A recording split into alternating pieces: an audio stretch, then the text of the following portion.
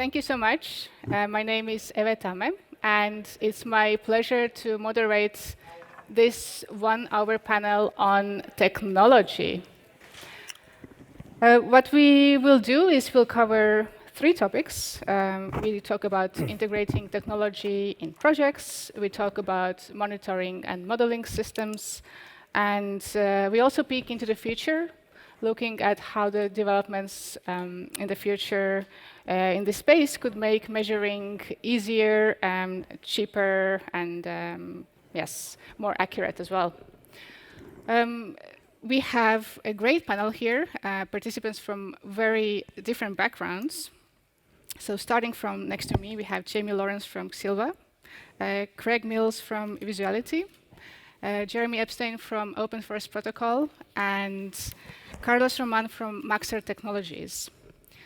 The way I intend to run this panel is that we will start with quick opening words from each panelist in the order of how they sit next to me. And this is to give you the understanding who do we have here, where they're coming from, and then right after that we will delve into the topics we want to discover, some questions I have ready for them, and obviously then looking forward to the questions from the audience here who are present in the room and also online. So, having said this, over to you, the stars of the show. So I'll start with Jamie. Hi, everyone can hear me? Well, it's a pleasure being here. Thank you for inviting me. Thank you for coming to listen. I'll just do a brief intro about myself and the organization I'm here with representing. So I'm a forester. You can probably tell from the checkered shirt anyway.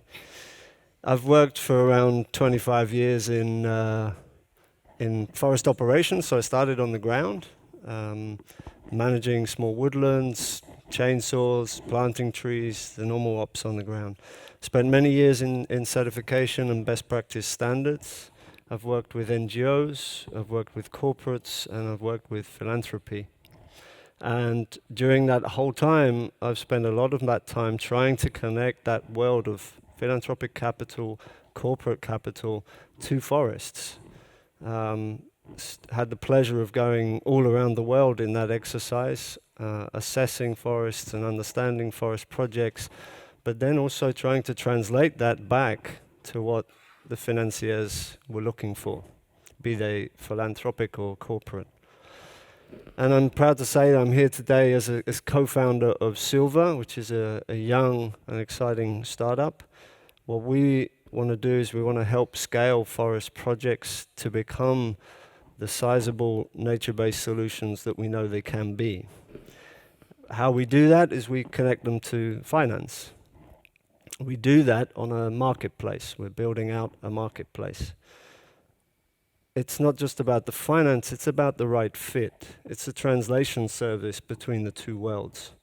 How do we get that right fit? We collect a lot of data from a lot of data sources, not just the forest project themselves, and we analyze and scrutinize that data in order to find the right fit, the right forest project for the right finance. So that really is the connection to the panel, to the tech today.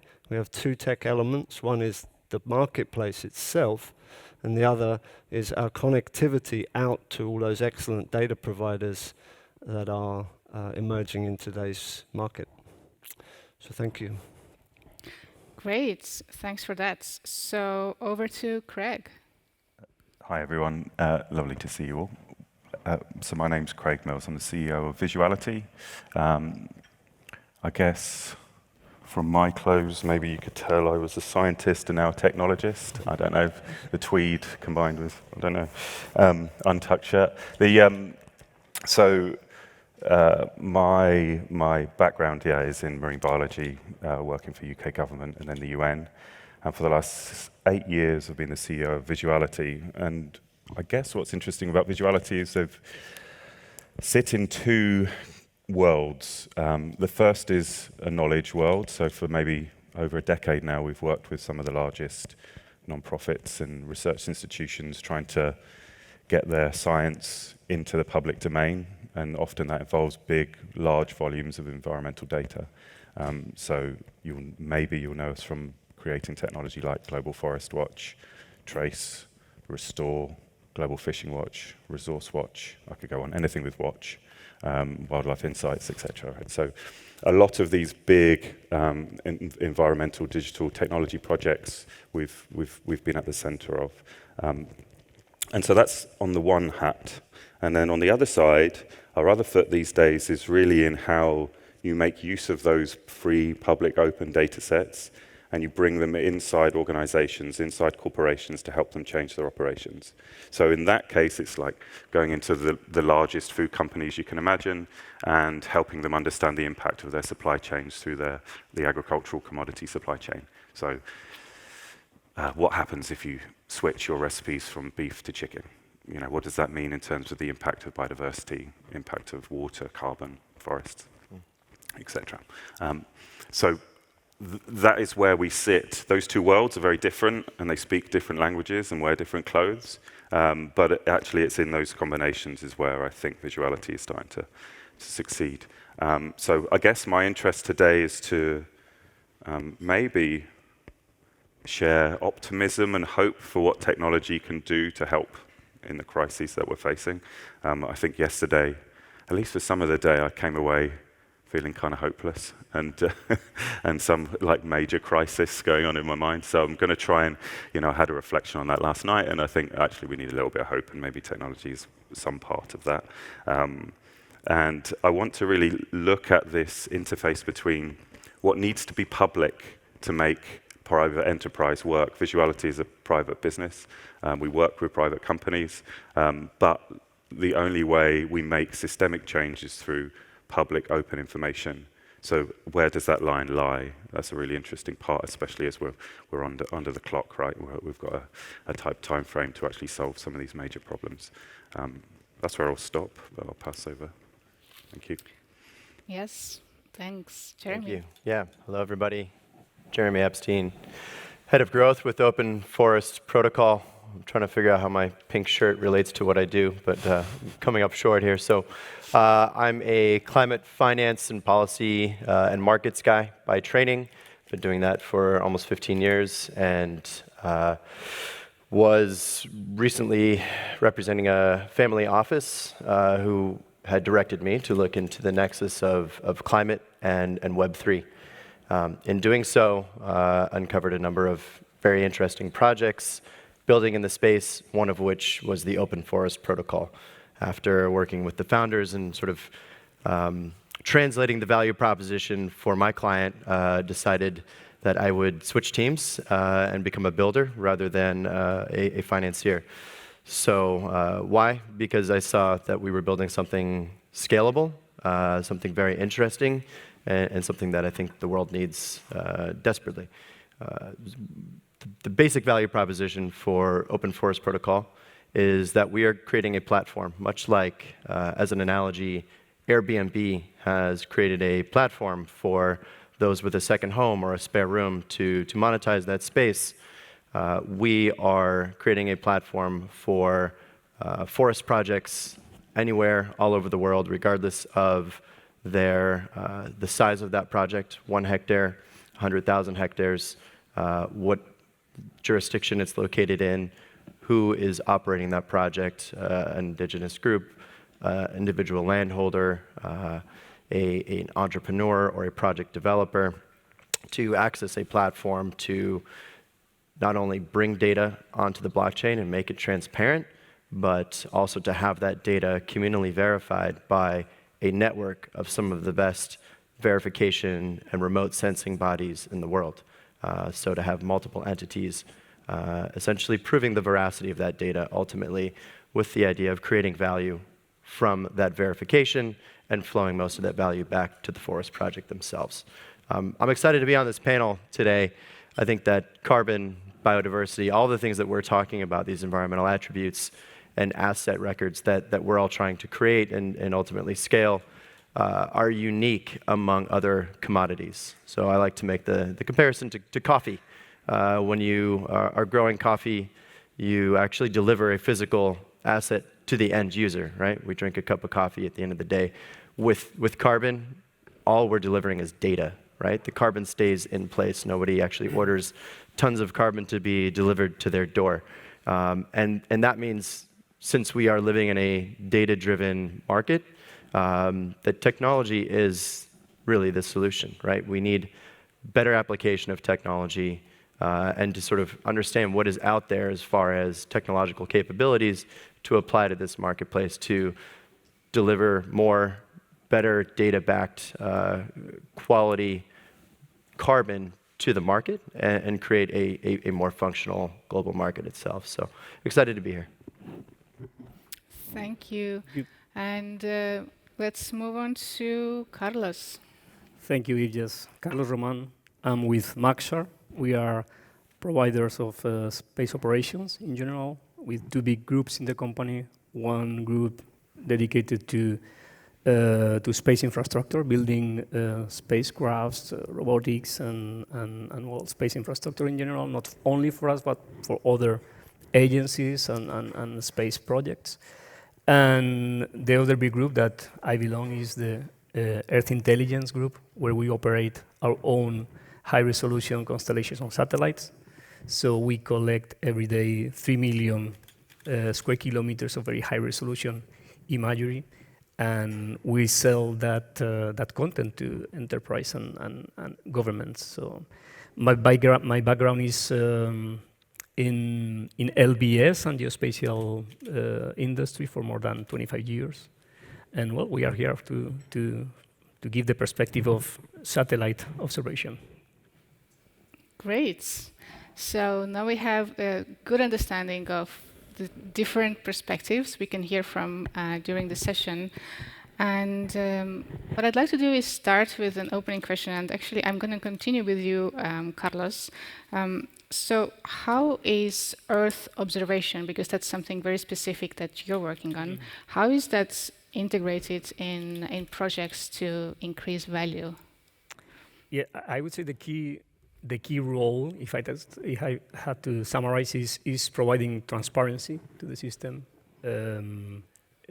using all this data that we access from the space, and giving the power to these governments and enterprise to make decisions based on complete and real information. There's a key point that we need to transform these images, this data, into intelligence, and that's the key step here. So let me put an example. So in the last 7 months, in Maxar, we had the most effective marketing campaign ever. That was unwanted, and is the conflict in Ukraine. That was unfortunate because this, at the end, is a war. But the fact is, everybody I talked to since February, they know Maxar because of the images that are shown in the media. So that's good in terms of awareness. It's super. But the most important thing is giving transparency. So everybody can watch the military vehicle in the image. So an individual can make conclusions out of that. But in order to make important decisions, if you're a government, you need to have more intelligence. Otherwise, you can get errors. So it's the same in ESG projects in general and forestry in particular. So we need to transform the observation into intelligence. So one as opposed to the example in Ukraine, an image of a forest is not giving much information. There are not simple structures. There are not tanks. But we need to build and study more complex structures. We need to study models such as change detection, carbon absorption, species detections, all the topics that we have been talking here, and then moving from the pure Earth observation, that is, this is a tank or this is a green mass, to the Earth intelligence, that is, okay, this mass or this forest is able to absorb X tons of carbon, and this is the transition. And of course, we need much more components and much more agents than a simple image. And of course, here there is a good representation of the agents that we need to build that. So we need metrics, we need technology, we need market experts, and we need funds, of course. We need money to fund that. So this is in a nutshell, how we see integrating the technology. So it's key, translating the observation into intelligence. Mm-hmm. Yeah, indeed. And thanks for sharing these very specific visual examples that we all have seen regarding Ukraine. So we are talking about technology, and what comes up here is what I hear mostly is the word data. It's constantly kind of coming up in this context, and I'm wondering, and this is the question I'd like to pose: is how do you see the role of data and the considerations in your work? We've heard, there's this right balance and the right line to be drawn between which data is public, which is private, but what are the challenges you're seeing in your work when it comes to data? And maybe let's continue with Jeremy. Yeah, so I hear a lot of reference to sort of, we need to put information up into this system for transparency, this data into the system. And right now there is no global interoperable system. We have a very siloed and disaggregated market for these commodities, and that ultimately does not benefit the end buyers, right? They don't have proper visibility, price discovery, transparency. So one thing that we're working towards and certainly would love to see is a more interoperable system such that there's better liquidity on the market, there's better transparency of what a ton of carbon with X and Y attributes should actually cost. And it's certainly not an easy thing to achieve, but I also see the emergence of a system that potentially could provide this type of service. And to me, that solves at least half of the problem, is to know what it is that we're dealing with. What does this commodity represent, and what are people buying it at on a spot price today versus yesterday? Because again, this information is not easy to access, and it needs to be much more available. The other part of the problem, I think that needs solving is creating a better supply to the market to begin with. So maybe that's a different topic. Yeah, come in on that. Yeah, just to add, I'm going to reverse engineer your question a bit. So I'm coming at this from the market perspective. Everybody around COP and before COP, and in fact in the last 5 to 10 years, the amount of funds that have been committed or ring-fenced publicly towards forests has increased hugely. The carbon markets are growing a lot, but not just carbon. There's money flowing in to protect water catchment areas, for biodiversity, for many other attributes. We have to ask, why is that money still sitting in a bank somewhere, still being ring-fenced? Why is it not getting deployed at the rate at which we need it to be deployed? It really comes down to a understanding issue, and if you will, trust. The corporates holding that, the impact investments holding that, need to be able to fully understand where that finance is going. To fully understand something, you need information. To get information, it comes back down to data. So let's engineer it the other way. The data needs to be transformed into intelligence, as Carlos said, the visuals into information. And then the last step is you need to get that information into something that's actionable, something that speaks to what that capital provider is actually looking for. However, I'll just finish on that. One thing the capital provider has is a KPI, and it's probably only one data point they need for that KPI. let's say carbon. However, if the only information they get about a forest is the carbon it can provide, they do not understand the risks or the opportunities surrounding that investment they've made. So they need a maximization of data to back up that one KPI, that one measurable.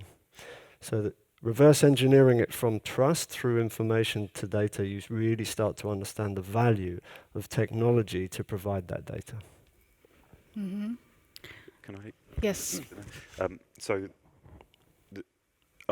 I think you have to think a little bit when you're coming back to the public-private conversation. You've got to think a little bit about the context in which these companies, products, data are being created. So you could start from the idea that no one should really care too much about what organizations are doing, because this is a systemic problem that if we don't all solve, human existence, as we know it, is going to be a problem. So you should probably start with that one. But then the incentive to act in that way isn't built into some of the incentives in the way we build businesses, right? So take, for example, I'm going to use nature as an example. An individual company, maybe which has a portfolio of projects, has to understand the amount of biodiversity in their projects, if it's biodiversity or nature that's coming up, right? So you could go, what we're going to do this incredible work with eDNA and acoustic monitoring and drones, and we're going to tell you exactly what species are in those places.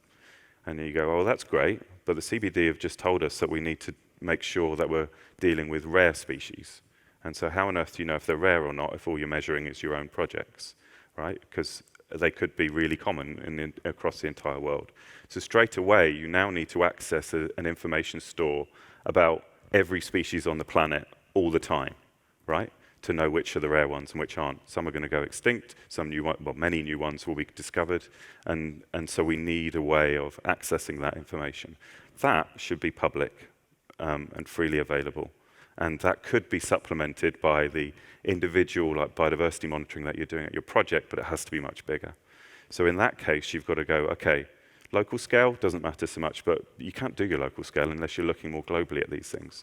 And in fact, even beyond that, if you're a company that's buying soy and you're saying, I want to have zero deforestation, nature positive, net carbon neutral or negative, again, you can't do that unless you know about the whole system. And so then it becomes a public good, like a public commons around data to enable all the actors in the system to act. Because we don't want just a few of them to act, we want everyone to act. So that's where you kind of see the line. So if you're finding yourself in a position where you're asking the question, do I make this private, do I make this public? Ask yourself, well, is it necessary for everyone to know something about this information? And if it is, it should probably be common, it should probably be paid for by governments, and it should probably be freely and openly available and well supported and operational and all those things. There are institutions out there doing this, they probably just need a bit more money to do it well. So that's one thing. The second one is about the top-down advice that we're getting from SBTN, the Science-Based Target Network, the Task Force for Nature Disclosure, TNFD, we all know what that is now, don't we? And CBD. They're all trying to wrangle with what advice to give to all organizations about how to measure biodiversity. Yet, one of the key things they're not doing right now is making sure that the advice that they're giving and the indicators they're choosing are everyone can do it, because actually what I'm seeing with the CBD right now is that they seem to be prioritizing indicators which you can only actually work out if you pay for the data, and that's not really appropriate from an international organization, public body that's recommending to all of us how we're going to go about measuring biodiversity. So there's another test there. If the UN are telling us, or the parties to the UN are telling us that we need to measure biodiversity carbon in these ways, well, there better be mechanisms and data and infrastructure to allow us to do it without having a restrictive paywall behind the data. There is nothing wrong with businesses operating around helping out companies use that data to figure out what their impact is, like Visuality do. That's fine, that's okay, that's no problem. There's no problem with companies holding on to their own proprietary knowledge about, I don't know, how much commodities they buy. But the big test should be free and open. Mm-hmm. This actually brings to my mind something you mentioned during our conversation before, where you highlighted that there is so much knowledge in academia that the other stakeholders necessarily don't have a way to tap into. Is there anything you'd like to share from that angle? Yeah, I mean, which community are incentivized least to share data? And it's probably the academic community, right? Because they're judged on papers, they're judged on novel science, and there's a certain competitive nature to the fundraising of that science, which kind of makes you keep hold of it for a start. If it's publicly funded science, then it should be publicly available as well. But anyway, that's a different point. What we're finding now, though, is that where we've worked best, I think, when we've been producing these digital products is there's normally an intermediary. There's normally like an NGO, World Resources Institute, a WWF, TNC, whoever, who play that translator role between scientists, technologists, and the world. It's crucially important, that role. That's why there's no way of getting around any of this work by thinking we're going to do this alone, because you've got knowledge communities creating primary science, producing big volumes of data, which then needs to be somehow translated in a way which is useful for the world, which is often the job of people like non-profits or intergovernmental organizations, which then can go into public, which then can go into companies and into the private sector to create services and products which are useful for the rest of the private sector. So yeah, I mean, the bolstering of NGOs, I mean, environmental NGOs are receiving more income now than they ever have. So that is clearly a useful demanded role at the moment. Just to add to that very briefly, when we receive a forest project that comes in, the additional layers, the more layers that forest project has, the more transparency it has. What I mean by that is if they're using satellite imagery, if they have certification, they have social audits. And one of those layers is also collaboration with academia. So are they open to a collaboration is often a good indicator in itself. It shows they have some collaborative nature, some transparency. It's not an obscure, closed black box of information. They're open to that. And often those collaborations with universities could be around species tracking and biodiversity issues, for example. So it gets you information and data, but at the same time, it also adds a layer of analysis that helps you understand that forest project is open to monitoring its impacts, which is a good sign that you can then translate through to the market to say, yeah, that forest project has interest in improving because they have an arrangement with academia. So it's not just about the data, it's about the mentality towards how you're engaging the organizations, and academia is one of those. If I can add one quick point to something that was mentioned earlier, it's sort of a plus 10 for open source. And I think that's not necessarily the business model that we've all sort of grown up with.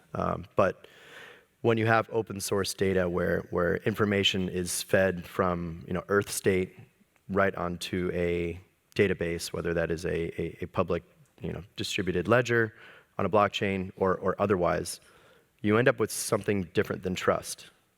Because trust, I think, is conferred into a single entity. So if you have to trust the entity issuing the data, we know what happens with trust. It can and will be broken, oftentimes, particularly when there are financial incentives somehow involved.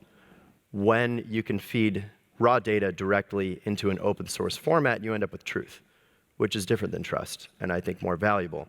And when you have an open source of truth, there's far more that can be done with it. That's where I think the private sector can plug in and entrepreneurs can take that and run with it. But it's a slightly nuanced, but I think important difference in how to think about how do we take Earth state information and make that something that everyone can feed off of and make a better world. Yeah, thanks for unpacking that. So what I'd like to do is move on to the monitoring and modeling part of things. And I guess I'll start again with Carlos. So from Earth observation perspective, how do you approach modeling and monitoring, and how do you see these things being interlinked? Well, for us, modeling is key. I mean, it's first is the modeling, and then you can monitor. So is the first and foremost step in order to be able to conduct a meaningful monitoring. So we need, of course, the metrics. What do I want to measure? And our experience, there are big differences between the regulated projects and the volunteer projects, where probably the metrics are more defined in the regulated projects. Then you need the market experience, as Jamie was explaining, and they are the real experts to apply the market intelligence into the model. They are the ones to decide which variables to include in the function and how to combine these variables to get meaningful results. Then, of course, we have the sourcing. We are satellite, and we source in terms of resolution, frequency, types of sensors, vintage of the image. Do I need to get image in the archive? Do I need to get new collections? And then we have the artificial intelligence new capabilities, basically two of them, to create the reports and the models. It's basically the algorithms for computer vision is the real key to extract the features out of the pixel, out of the optical imagery. And then another important one is the machine learning to train the algorithms and the whole model to be more effective and more precise with the time and with the different site-specific places. Okay, so I'm mindful of the time, and I definitely want to get to the very exciting topic of the future. But before that, does anyone else want to add on monitoring and modeling, specifically with I guess all of you do. So let's start maybe with Jamie. Yeah, the interesting thing that we're experiencing when talking to the two sides, the capital provider side and the forest project side, is often what the capital provider is asking for is onerous for the forest projects, and often what the forest projects are measuring is not what the capital provider is asking for. So there's a disconnect between the two. That feedback loop between that conversation is absolutely key. So to make the capital provider really understand that actually the data that is being gathered through whatever format, whether it's on the ground, whether it's satellite imagery, drone flyovers, that it has an importance in their understanding of that project. But it also has to flow the other way. The forest projects also then need to understand why it's important for the capital provider to have basic, for example, KYC information, know your client. If it's an investment or a debt deal, you need that. That's the basic elements of that. So there's a disconnect between those two worlds that is actually really quite broad at the moment, and monitoring and making them understand how they should be monitoring, what platforms they could best use from the forest projects is really going to be key to get that finance flowing a lot more efficiently. Maybe I can add a little bit around the state of modeling where we are right now. Maybe that will lead into the future bit. But so today, I think there was a paper out last year in Nature which said we were about, the ecosystem models are about 20 years behind the climate models in terms of their sophistication. Does that mean that we can't say things about ecosystems? Of course not. We can, and we do integrate biodiversity models or models of biodiversity into some of the products that we make for companies. But where we are right now is a moment of incredible acceleration in the accuracy of ecosystem modeling and biodiversity modeling. And that's driven partly by a huge increase in data, primary data about where species are, and that's going to accelerate even more, with the work of eDNA. But then also the sophistication in the way we can train machines to understand that data and spit out useful outputs. That's getting better, faster, easier all the time. And then on top of that, the way in which we use that knowledge and create interfaces which are useful for humans. I don't know if you remember yesterday, the maps from NASA that appeared on screen, right? So we'd had a load of panels, no pictures, and then next panel came on, a bunch of pictures appeared, and I just had a little look around the room, and everyone dropped their phones, you know, like you do now, and looked up onto the screen, right? And were mesmerized by imagery. Okay, so our sophistication of how we visualize the insights from, I think this is a real number, gajillions of data points, is so sophisticated now. I'm in danger of jumping into the future, so I'll stop. But because that's the exciting bit. But yeah, well, I'll stop there for now. Okay, Jeremy. Yeah, I mean, the way we think about this at Open Forest Protocol is there's sort of a top-down and a bottom-up approach to developing projects. The top-down being you have someone sort of wanting a project developed on their behalf. They're willing to put up the money, and they want to put up certain conditions, and perhaps modeling is part of that. That can certainly be integrated. But how many small-scale farmers on sort of the bottom-up approach, how many small-scale farmers are making use of modeling before they plant their crops for the year? I would wager it's pretty much none. But they know that there's a market. They know what's going to grow in the particular area. And that's sort of more the way that we think about things, is we are providing a technology to enable landholders of all sizes to plant forests and provide their data, have that data verified, and ultimately create value. So they're farming carbon on a small or large scale. And when it comes to the data, we believe we're still a ways off. We're getting closer every day, and wouldn't we all love to see a scenario where no one has to step foot in a forest to measure the carbon content of it?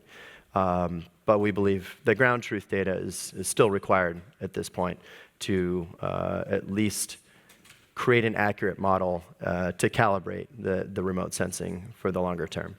But someone still needs to be there to do the DBH and the tree height and those things.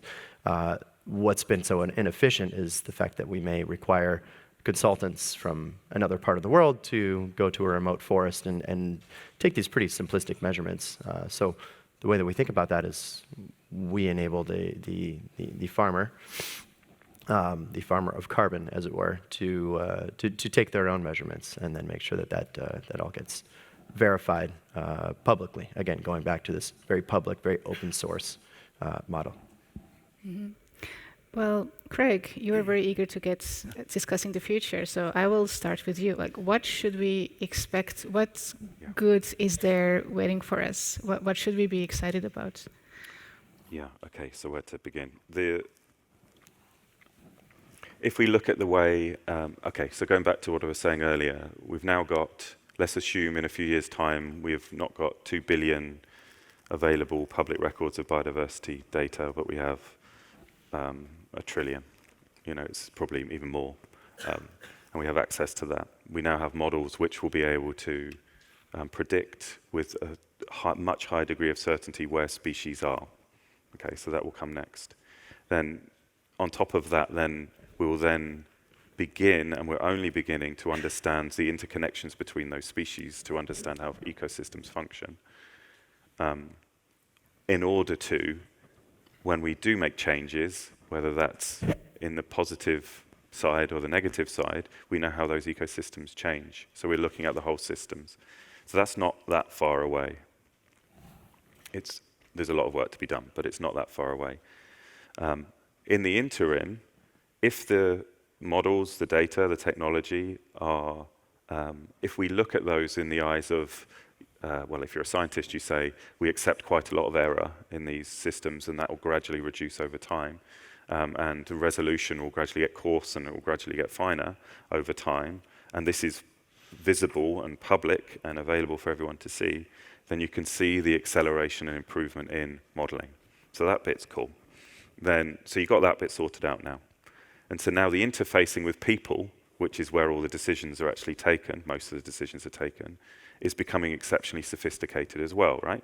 So I'm afraid I'm going to say AI, which is what you have to say when you're talking about the future of technology. But when I mention AI, just this is like an anecdotal thing, but for the last maybe 3 weeks, I've been playing around with OpenAI's API. If you haven't, go to openai.com, have a look at the playground, start playing around with it, right? You can ask it questions like, send an email to a client saying the project is going to be 3 weeks late, and it will write your email for you, right? Take this article and summarize it in 100 words. You copy and paste in a scientific article, and it publishes this, right? Does all these things. It's been able to do this for a while, but because now there's an interface for you to play around with, you get like a visceral sense of the power of it. So, for example, this last week, all of the things I've published on LinkedIn have been created by a computer, yeah, not by me. And lots of people like it and comment on it, and it seems to work okay. It saves me a job. But the reason I'm saying that is not because I did it just to test, see how good it was, but also I thought, actually, we're reaching a point where computers will be able to interface in ways with people at a much higher speed than is currently possible today. So if you're looking at, inspired by E.O. Wilson's Half-Earth, right? So the 30 by 30, 50 by 50 stuff that is going on. If we're going to conserve 50% of the planet, we're right now at 17% of the planet. Even that's not true, because many of those protected areas aren't real. And we did that 70% in the last 100 years, we've got to accelerate to the next 30% within the next 7 years. Then actually the number of human connections that we need to make and the number of decisions that need to happen in order to change the way the Earth is managed is at a scale which will require computers to help out quite a lot, including the way in which humans interact with each other. And I see things like artificial intelligence being an important part of that, amongst many other things.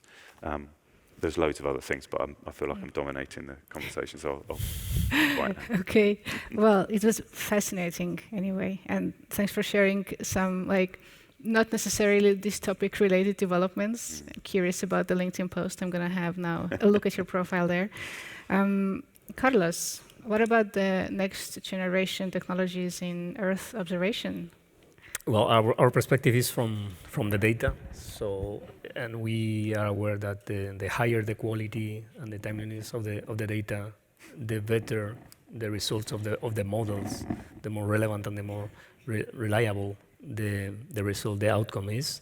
So our strategy is based on that, and we are following four pillars. It's basically capacity in terms of being able to collect more areas more frequently. In that sense, we are about to complete our new constellation that will multiply 15 times the capacity of revisit of every single point on Earth will be available soon. Second is accessibility of the data. I would say to make it easier to our customers. We are working in 2 lines. First, the cloud solutions, improving them to simplify the access to the data and to the analytics to our customers.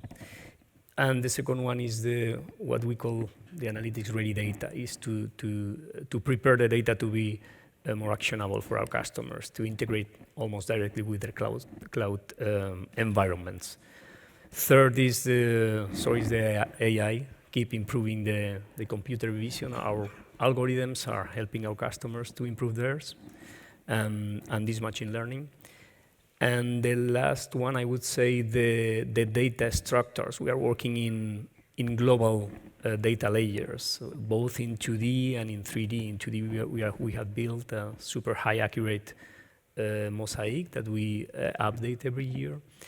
And for 3D, we are building the world in 3D to have a new models to run with a digital twin of the Earth. So these are the 4 pillars we are working on and how we see the future from the data perspective. Well, impressive plans. Thanks for sharing. Jeremy? Yeah, I think I can answer that question and maybe answer what some of the online audience is asking about as well. So Open Forest Protocol is built on a blockchain. Many words for the blockchain, cryptocurrencies, Web3, a DLT or distributed ledger technology. And at its basis, it's a pretty actually simple thing. It's an additive ledger for record keeping, but one that is decentralized, meaning the data storage place burns down or is destroyed, the data isn't destroyed. It continues to live on. And also can be made publicly accessible, right? So we're building a public blockchain. Everything that goes onto that public ledger is available. And that ledger is not just ones and zeros or numbers, but images and other records showing what is happening in the Earth state. So the question we're getting is, what's the role of blockchain and cryptocurrencies? The way that I see it in this market is twofold. One is on the market side, carbon belongs on a blockchain. That's something I firmly believe. And why is that? Because if you don't have a global interoperable system for holding this commodity, then it's not visible. And you don't have visibility, you don't have price discovery, you don't have transparency, you don't have liquidity, all of these things that you need to have a more mature commodities market, ultimately that benefits both buyers and producers. So I think that's sort of the obvious use case and where a lot of the attention is going right now with various both blockchain native projects as well as Vera and Gold Standard opening up their comment periods and making public statements about how they are sort of beginning to adopt that technology more from the legacy part of the process. But the way that we look at this at Open Forest Protocol is it also, proper use of a blockchain can solve the supply issue as well. We are a DMRV platform. That is a distributed measurement, reporting, and verification platform. And when you have a legacy system that can take 2 to 5 years to bring a carbon asset to market, and we have a climate crisis that has pretty strict deadlines towards the end of this decade, those timeframes don't necessarily match up very well. So how can we bring carbon assets to market? How can we bring them to market faster? How can we bring more of them to market? And how can we bring them to market with a better data backing, right? And that's the way that we look at this market is how do we enable anyone anywhere in the world to be a producer in such a way that actually produces a better, more data-backed carbon credit in the long run. And that is with proper use of a Web3 tech stack, which is a very, very long and deep topic, so I won't get into sort of the nuances of how the technology works, although I'd be happy to sit down with anybody and really dive down that rabbit hole. But the idea is, right, anyone could place their data on a blockchain, and any entity with an expertise can review that data and decide whether that data should be verified and is in fact representing the truth. And this is where all of these other technologies that we're talking about can plug in, right? When you have open source, then you have smart entrepreneurs from AI, from LiDAR, from satellite, et cetera, that can say, wow, I can build something on top of this. We have all of this beautiful data streaming from forests on a very regular and predictable basis, and we know what those data points are going to be. I can build some sort of solution using AI to make predictions on what should be coming up on the next data upload. And if it falls outside of those parameters, heck, maybe that's an anomaly. Maybe we should call that out and reject that data, such that open source data with communal verification and these technologies can result in an automated process to bring only truthful data to market that is, again, highly backed by its history, right? What happened in the forest, what technologies were used to verify that, and ultimately the truth creates better trust in the underlying instrument, and hopefully produces a more robust market with buyers that are less jaded maybe than they are today. Yeah, thanks. And before I get to Jamie in the future, does anyone want to add something on blockchain technologies?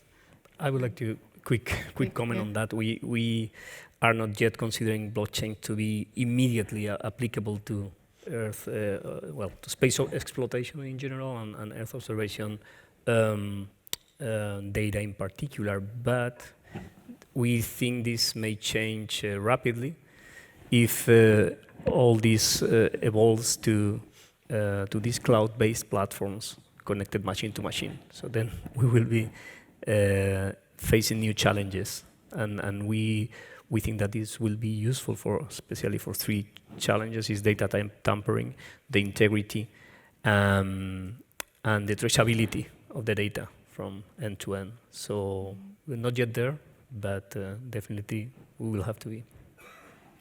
Quick words. Yeah, just Greg? really quickly. So I think in the last session there was a discussion about power, where power lies, and one of the ways in which the power dynamic works are those with data and those without.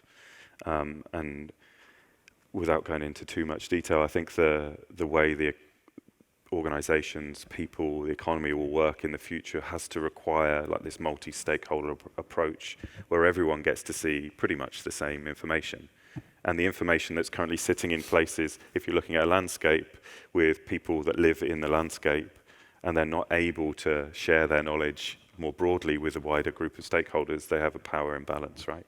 So I see like the Web3 technologies actually making it by default, and that's really important, that information is freely shared amongst all stakeholders. And by doing that, then I think you hopefully get better landscape decisions. So I see it being really important actually in the next, well, now. Yeah, so just to come in on the future element there, and I'm not the person on this panel to talk about that. These guys who are part of the future are, but definitely from my perspective, forests over the last 25, 30 years have undergone a lot of scrutiny. There's been certification systems developed, auditors running around the world, carbon, sustainable forest management practices. There's NGO scrutiny. There's some wonderful data mechanisms and satellite imagery appearing so that you can view that forest and how it's either being deforested or reforested from your desktop. It's a fantastic, useful development. However, at some point, that development, we have to understand, is it being applied and is it useful for the forests and the practitioners on the ground? We need that feedback loop always back down. So where is this development going? And it's fantastic, exciting development, but is it able to really benefit the forest projects? And we always need to create that check back in with the forest projects. Is this data advancement going to be useful and used by you? Can the data be democratized in a way that the forest project land-based people's communities can actually access that data as well? So this isn't not just an ivory tower perspective of my view of the world from my office in London, Sydney or New York, but how can you actually help those forest projects on the ground access those data points? And to that point, I love the analogy of this move from trust to truth. And in there, you should never, ever use one data source to understand anything, right? You would never use one newspaper to understand what's happening in the world. You're very likely to have a biased viewpoint of that. And now we've created this wonderful technological future where we can see where tech and data is heading. Let's use it all. Let's find a way to actually agglomerate that data, to access that data, to then benefit the forest. Just as the success of a forest project is never reliant on one single factor, it's reliant on social issues, on land tenure, on soil conditions. Nor is finance reliant on one point of understanding. It must have a broad access to all of that future of data. It's an exciting future. Let's find a way of bringing it together so it's useful to the practitioners on the ground. Great. So we'll need to we'll need to have a little bit time for the questions. And we already took some from the online audience, so I want to give a chance also to people in the room. I saw a gentleman in the back with white shirt who had hand raised. Yes. Thank you. Quite an interesting panel. It was also an interesting remark about that climate modeling is way ahead of the ecosystem community. I'd like to address the opposite, because there's one flaw in the climate models, and it's recognized by IPCC itself. They're warning for an upward worst case scenario, and in every sentence they do that since 2020, there's a comma. And behind the comma is, we cannot model clouds. And with the Green Water Cools Collective, we found that the biodiversity community is far ahead from the climate modeling. So when we in this room will be able to link the biodiversity aspects, so the soil, the water vapor, to the clouds, then we can link it to the climate models. And then we have a big advantage in this room to restore nature. So can you help the IPCC modeling, the climate models, make a better assessment on the biodiversity? Because their resolution in the models is 100 by 100 square kilometers. They cannot model clouds. If you cannot model clouds, you cannot model biodiversity. And if you cannot model biodiversity, you cannot model the cooling capacity of Earth. Can you make this happen with all the technology there is, combining it, making artificial intelligence to come up with a real value of biodiversity? Okay, I guess it was a comment and kind of a question within it. I'll take a couple of more questions and then we'll give a chance for some reactions and we'll need to wrap up. So, yes, please. Thank you. Sorry, another quick comment, but I think this is actually an important element for all of us as a community. I work also for an Earth observation company, and we all work with AI and machine learning, and we talk about delivering truth and more accurate estimates of natural capital in the field. I believe what we need is an independent process to audit the accuracy of our estimates, so that Aecon doesn't have to look at 15 providers, but you actually do have those results made publicly annually. So we run those machine learning sites over publicly available test beds, and we share the results, not the secret sauce behind the AI, but the results of it. I think that would deliver more trust for truth. Thank you. Thanks. And now the last one, it has to be a question or a comment. So how many hands are staying up? Yes. Thanks. I think a question for Jeremy is about the kind of Web3 native credits or processes that you mentioned earlier, and the need for a standardization of that, and whether you mentioned Vero's Gold Standard are thinking about these things, but are they going to act quick enough, and your thoughts on the need for perhaps a digital standard authority of sorts? Yeah, so it's a great question. You know, I don't know where Vera and Gold Standard are going to go with this, but you know, they've been trying to look into this for a while, and you know, hiring their own blockchain experts, which end up being IT guys who can spell blockchain. Not really the depth of expertise that's needed, and ultimately, will they produce a blockchain native credit? I don't know. I mean, to date, all of the credits that live on the blockchain have been bridged from an off-chain world, and you know, in the US, we have this term, putting lipstick on a pig. I think it's pretty self-explanatory, but if you're going to take something that was produced opaquely and try to put it on blockchain, it's still an opaque instrument, although it does get at the issue of who owns it, where has it been traded, and is it retired or is it live?